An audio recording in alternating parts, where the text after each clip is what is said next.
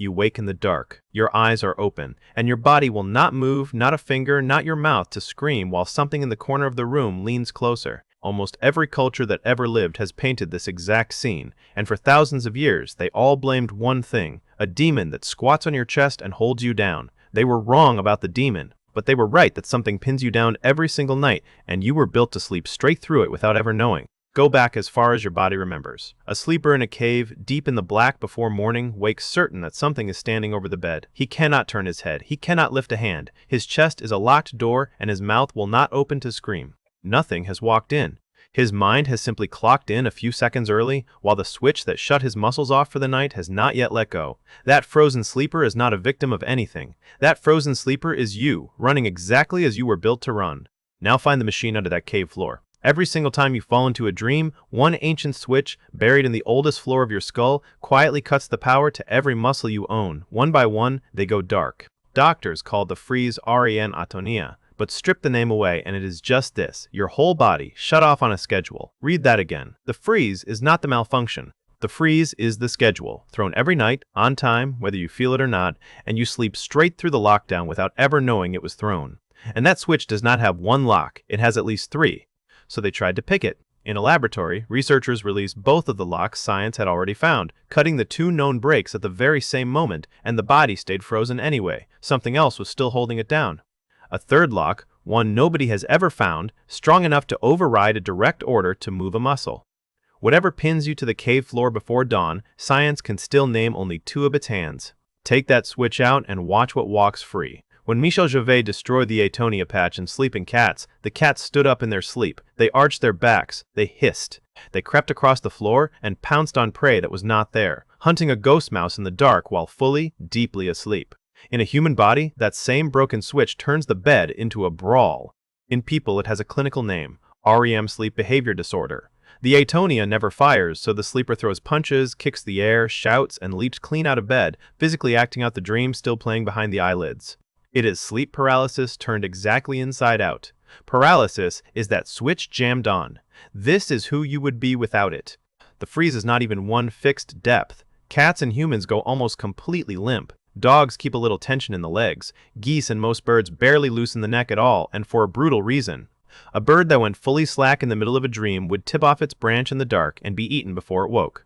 Total paralysis is a luxury. Only a sleeper who is safe from predators can afford it. Go older still. The platypus and even the ostrich run a half-finished draft of the same program. The body sinks into that REM-like paralysis while the dreaming brainwaves stay switched off entirely. One of the oldest mammals alive is walking around with the freeze already installed and the dream not yet invented.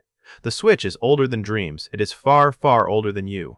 Set both facts up in the cave together. A body that cannot move is a body that cannot run, and the oldest part of your brain has always known that. So on the rare night your mind wakes while the lock is still shut, that ancient watchman does the only job it was ever built for. It sweeps the dark for a predator, and when it finds nothing, it does not stand down. It paints one into the corner of the room, right there, leaning over your frozen body. Every culture that ever lived drew the same figure standing there. That alarm never stayed in the cave. Look at what our ancestors wrote down, continents apart, with no way to compare notes. In Japan, they called it kanashibari, bound in metal. Slavic villages blamed the mora. In China, it was the ghost that sits on the bed and presses. Dozens of cultures that never traded a single word filed the identical report. Awake, unable to move, a presence in the room, a weight crushing the chest. David Hufford showed the pattern surfaces everywhere with no one borrowing it from anyone. The demon speaks every language because it was never a demon. It was the same cable arm firing in every skull that ever slept. The word itself gives it away. Nightmare has almost nothing to do with a bad dream. The mare was a spirit believed to climb onto a sleeper and ride the chest all night long. So the tired word you reach for after any rough night is really the name of one specific monster, one whose entire purpose was to sit on your ribs and hold you under while you slept. You say its name all the time, never knowing you are describing a paralysis. Then, in 1781, Henry Fuseli hung it on a wall. His painting, The Nightmare, shows a woman flung limp across a bed, a squat little demon crouched on her chest, and a pale horse shoving its head through the curtain. It still hangs in Detroit today. Strip away the oil paint, and it is a clinical chart, chest pressure, an intruder looming over the bed, a body that simply will not move. But a doctor had already filed that same chart more than a century before the paint dried. Rewind to 1664. A Dutch physician named Isbrand van Diemerbroek wrote the first careful medical account of it, the case of a 50-year-old woman who swore the devil lay upon her and held her down. But he caught one detail the folklore had always buried. It came for her far more often on the nights she slept flat on her back. 360 years later, that quiet note would harden into a hard statistic, and the number held. You are roughly 2.5 times more likely to have an episode lying on your back. In one study, 76% of episodes struck sleepers who were face up against just 7% on their side. Now read the old warning again with that in mind. Do not sleep on your back or the hag will get you. That was never superstition talking. It was a statistic wearing a costume. And on the far side of the world, one legend had already smuggled in a second real trigger. In Brazil, she has a name, the Pisadeira, a gaunt, long-nailed old woman who creeps down over the rooftops at night and settles onto the chest of anyone who fell asleep on their back after eating too much. Face up and a full stomach. Both are genuine, measurable risk factors, sewn into a children's bedtime story generations before a laboratory confirmed either one. The costume keeps getting redrawn. The event underneath never changes. Today, the costume is aliens. Harvard researchers Susan Clancy and Richard McNally sat down with 10 people who were certain they had been abducted, and every single account traced straight back to the same thing: sleep paralysis, with dream images bleeding into the waking room and read as beings standing over the bed.